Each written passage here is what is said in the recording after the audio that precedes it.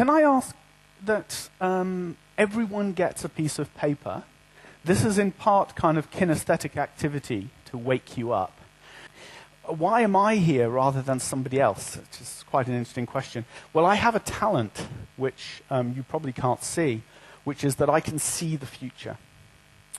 It has a lot to do with alcohol and drugs, but I can see the future. And so what I'd like you to do with me today is to engage in a little process of foresight. It's not prediction. We're not guessing. It's foresight. I just want you to imagine with me what the future might be.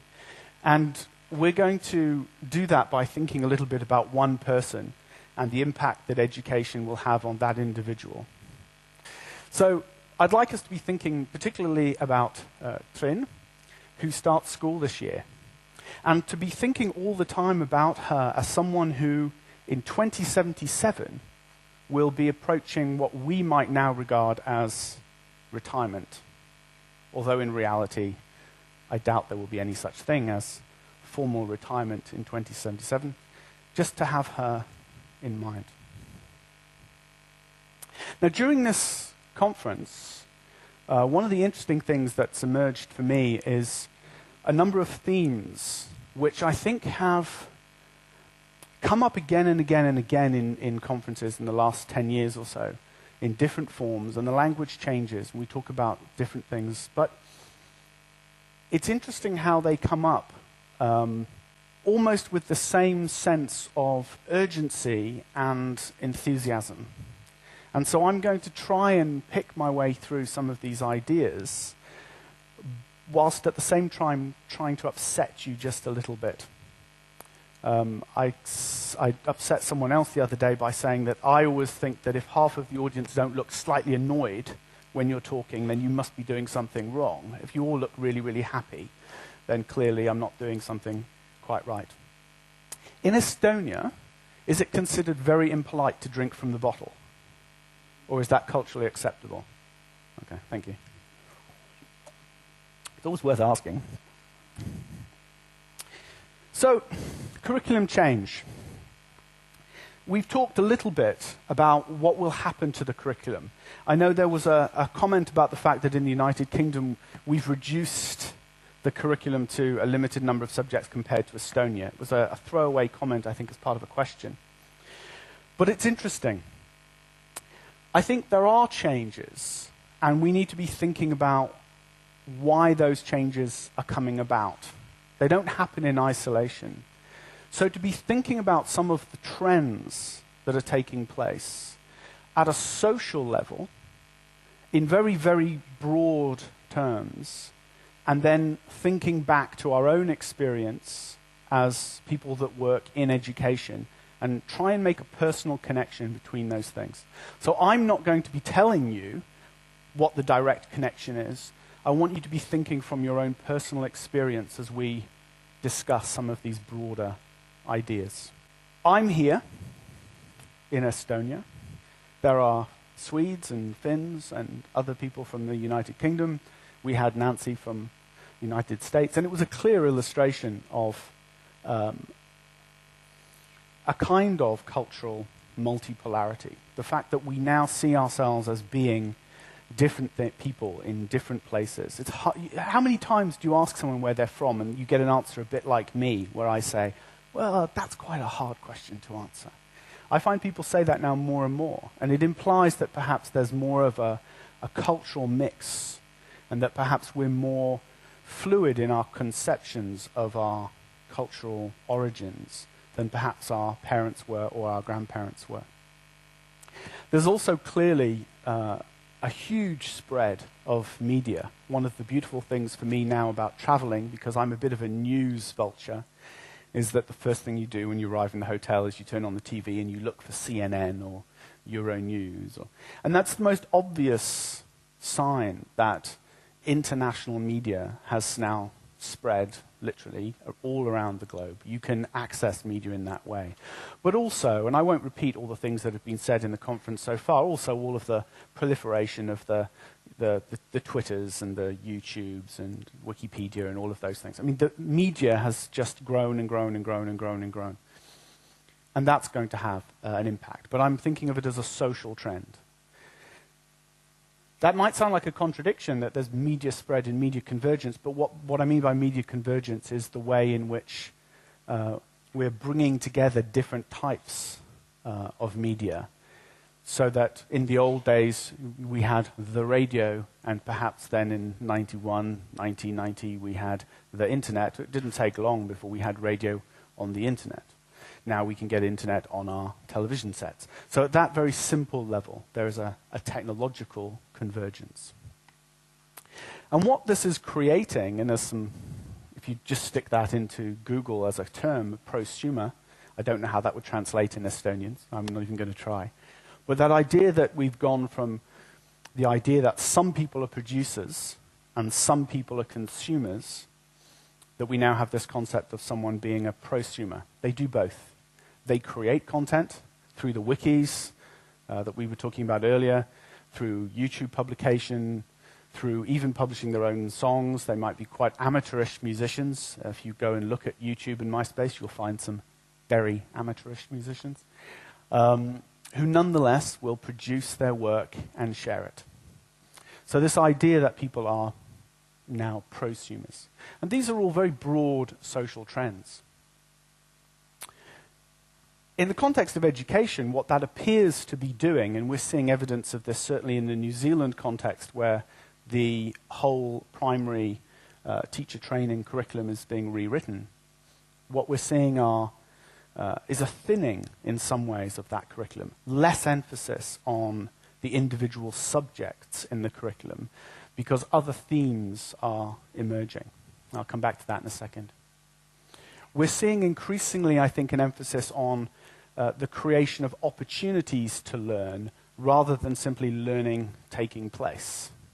So staff are not being asked simply to engineer a particular learning activity for their students.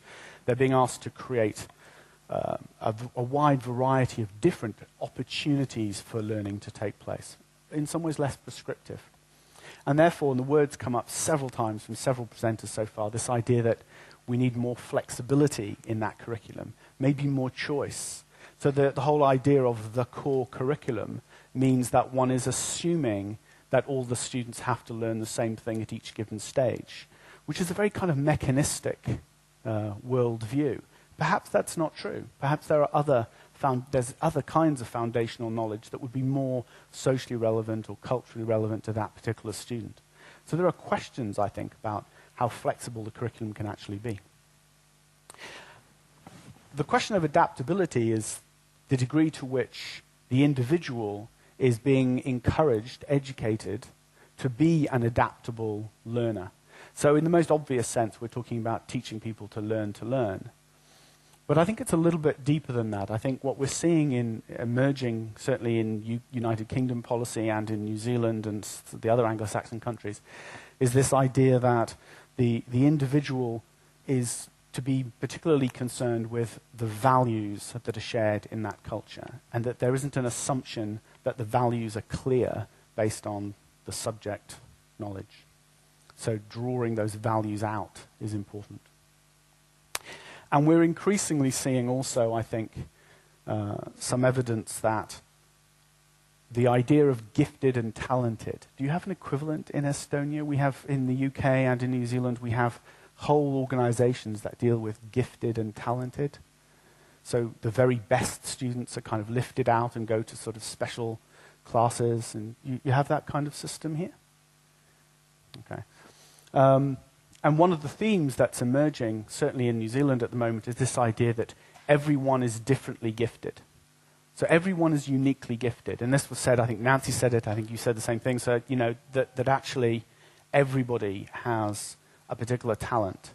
And recognizing that talent and being told that you have that talent and then embodying that talent makes you both an effective learner but also an effective human being. To institute a set of measures based on some notion of the core curriculum with standard tests and everybody moving through at the same time immediately disadvantages individuals who don't fit that particular vision, if you like, of a child at 7 or a child at 11 or a child at 14 or whatever. So the idea for them to be able to express and define their own talents and then be measured against those is a trend. Now, some of this is unashamedly philosophical and even slightly political with a little p.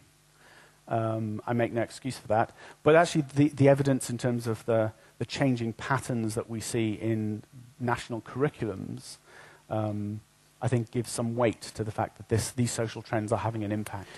Now, slightly frightening, isn't it, really? It's Friday afternoon, and so far I've enjoyed my sessions, I've enjoyed my interpretation. I sat in without interpretation on something on robotics, and I actually think I learnt something, even though I wasn't actually having it translated.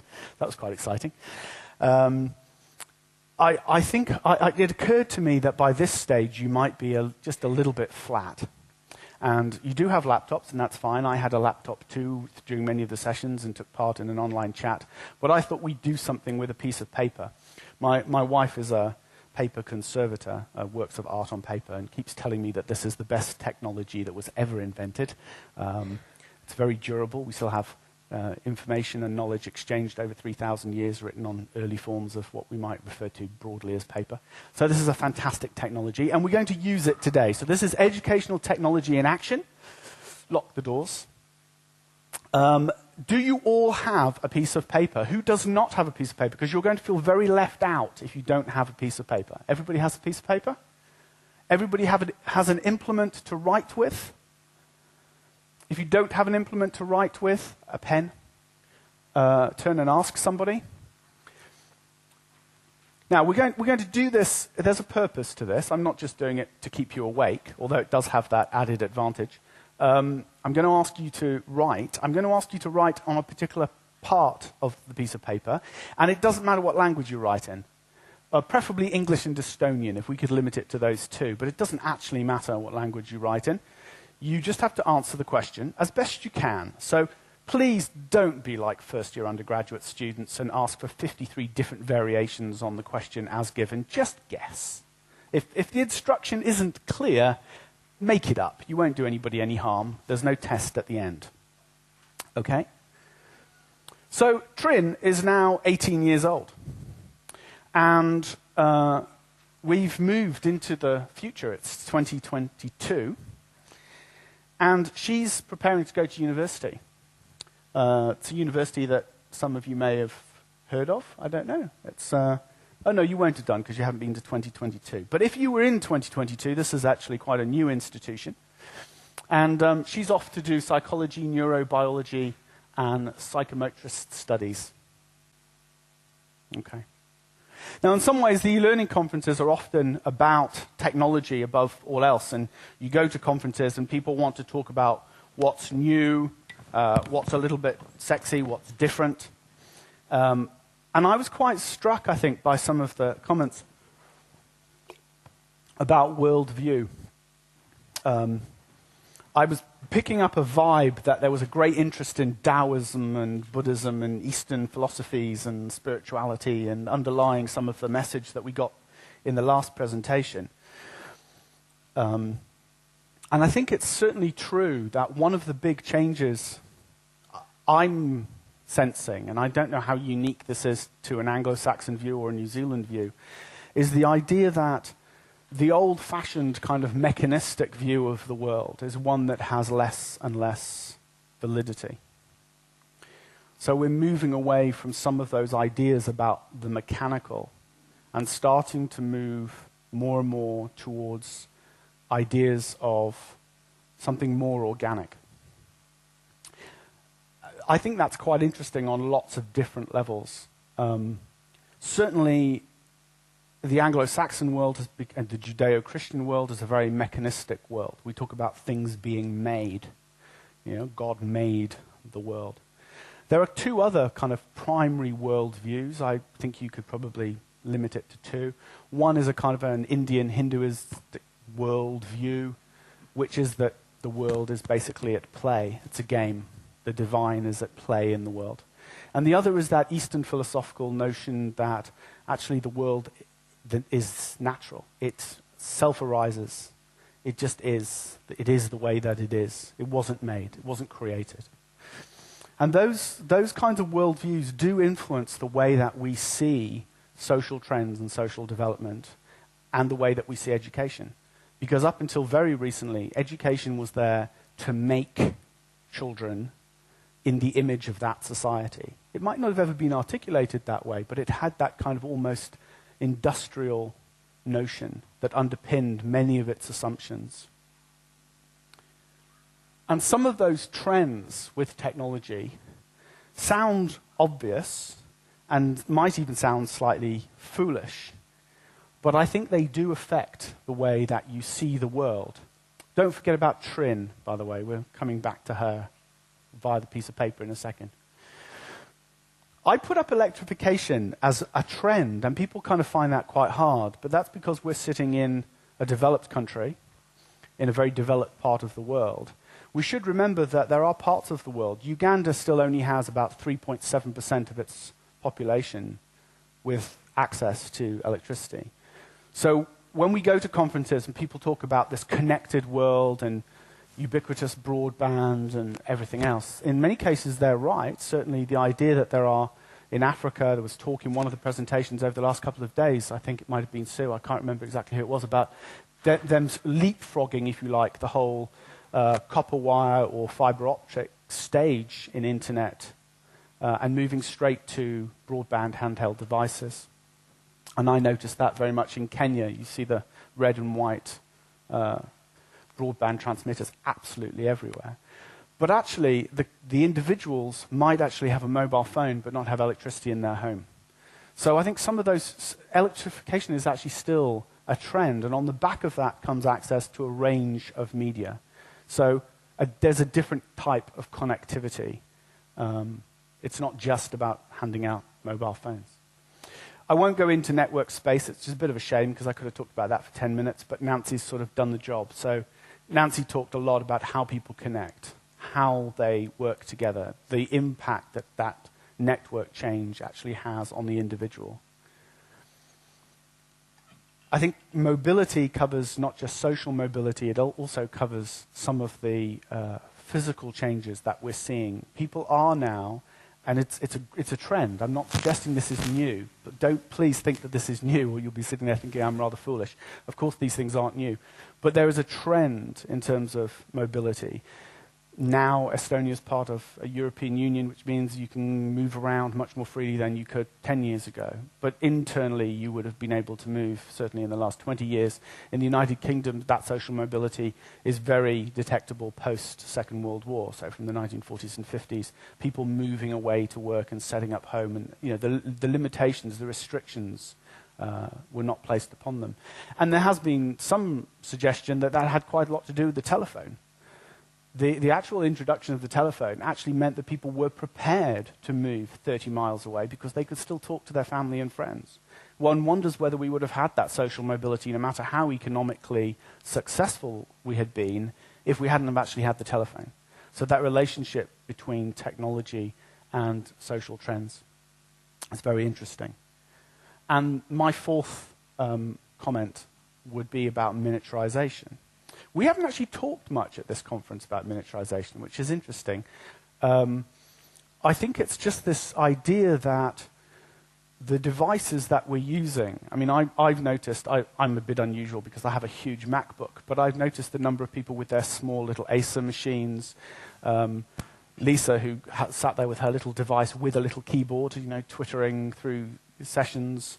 That availability of access to networks through miniature devices is getting more and more visible, I think.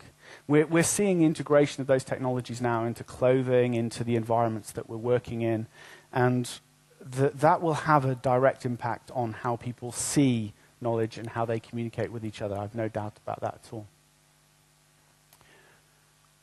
Some of the consequences of that, I think, are really very interesting. One is this trend towards interactive surfaces and projection technologies, and I want to just put those together because actually I think they're directly related. Frederick's gone now, but Frederick was telling me about projects that they were working on where they were using Nintendos to control a projected image on a surface. So you literally walk around with a mini projector, and you can use a Nintendo Game Boy to be able to manipulate and interact with that image, turning any surface into an interactive writing surface. The ability to be able to walk up to somebody and actually project an image onto the front of them and quickly do a little search to find out who they are and be able to read their biography whilst you're talking to them. Not actually as foolish as it sounds, because if you were a policeman or an ambulance person and you had somebody's medical records and you're working in very difficult conditions and you need both hands, the last thing you want to do is to actually try and pick up a device and find information.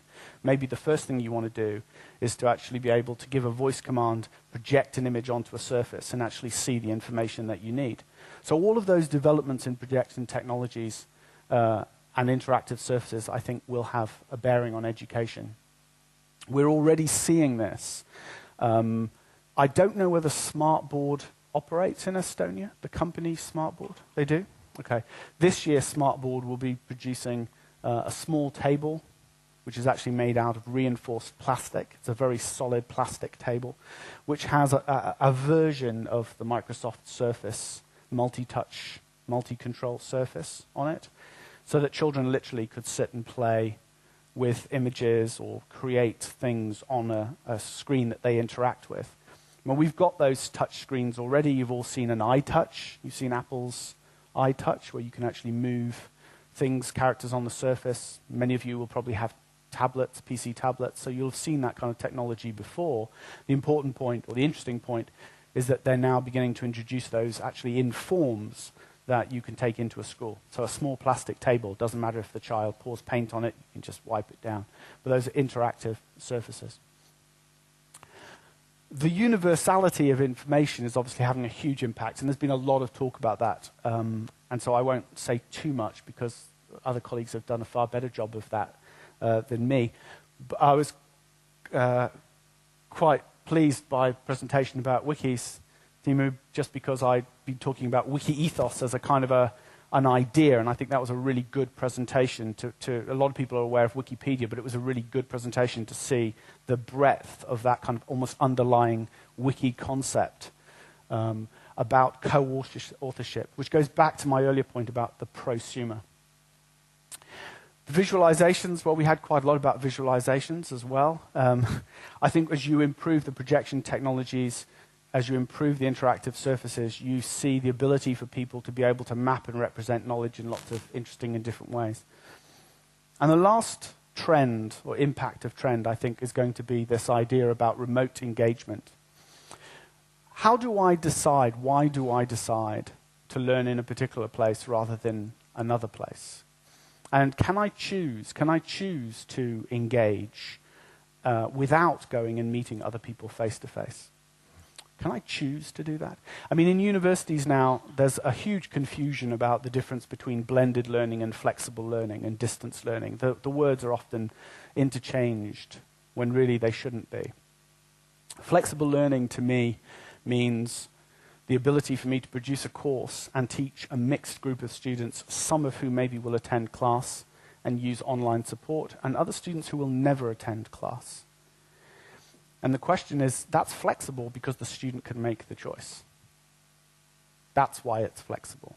So I may choose to do it in one mode, I may choose to do it in the other mode, or I might try to do it in both, choose to do it in both. And if I do it in both, students can make a choice. They might come to classes for 2 weeks, and then actually their employer changes their job hours and they can't come to class anymore. We don't want that student to drop out. So the more flexible we are, the more opportunity we give to those students. I know that you're going to love this by the time we get to the end. So this is Trin. Trin's now 30, and she's moved on a little bit, but she's working in universities. You'll be pleased that she stayed in the region. Are you pleased that she's kind of stayed in the Estonian region? She hasn't left, although she does speak fluent French and English. And she's working for a company called Apple X. I'll leave you to decide what that means. And she's advising schools on mobile personal technologies. And she's going to commission a piece of technology that is wearable. In other words, it's going to be integrated into the clothes that I wear. Because there's some interest in this, and she has an interest in all kinds of aspects of psychomotor learning, so she's going to commission something that will allow learners to go and experience context at a distance. So what about the changing nature of the school then? We've talked a little bit about some of the changes that we might see in the curriculum. We've talked a little bit about what the impact of technology might be. And now we want to think about how the schools might change. There are big building programs going on in the United Kingdom at the moment for schools. That same process is being repeated in Australia and in the UK. A lot of money going into building schools, a lot of money going into revisualizing what those schools might look like. And so the title of this conference really appealed to me, precisely because, I knew I should have opened the one that was fizzy, precisely because the idea of moving away from the concept of the physical space to something much more broadly defined as a learning space, I think is very, very interesting. One of the things about modeling, I just said about wanting to model some kind of practice. One of the things about modeling is that we know from the research that we do with teacher trainees who go to university and learn to be teachers, that when they actually go into practice, when they start teaching in schools, they revert quite quickly to the way they were taught, rather than the way they were taught at university to teach. So modeling behavior is extremely important. If we don't teach them in that remodeled behavior, then they won't go out and emulate that themselves. So the trends that I think are going to affect school design, essentially, and these have been mentioned as well during the conference, so I'm just reinforcing these. I think David was talking about the way in which the learner's now a consumer. So they're making choices. Their parents are making choices, but they're making choices. My nieces had a lot to say about where they went to school. That wasn't the parents' choice. You know, it was about negotiation. It was about negotiating with them so that they were going to be motivated. And they got to say where they wanted to go, by and large, within reason. I think Florida was one choice, and that obviously wasn't going to happen. Discipline issues are obviously a problem. I mean, I imagine that there are some discipline issues in Estonian schools. There certainly are in New Zealand schools. There certainly are in UK schools. And the question is why that might happen. It's a social trend. So why is it happening? We hear teachers being frustrated at the fact that they're substitute parents, that parents send their children, they offload these difficult children onto the schools. Why does that happen? The trend towards communities getting more closely engaged in schools. I don't know how things are here, but I know in quite a large number of places in the world, schools actually are moving towards opening after hours, sharing their computer facilities, sharing their library facilities, sharing their kitchens, if they have kitchens. And we are seeing a blurring boundary. Nancy was talking about the access, the boundaryless working life that she obviously has. I suspect that there are one or two people in this audience who don't make a very strict distinction between when they stop working because they just carry on working as they get home.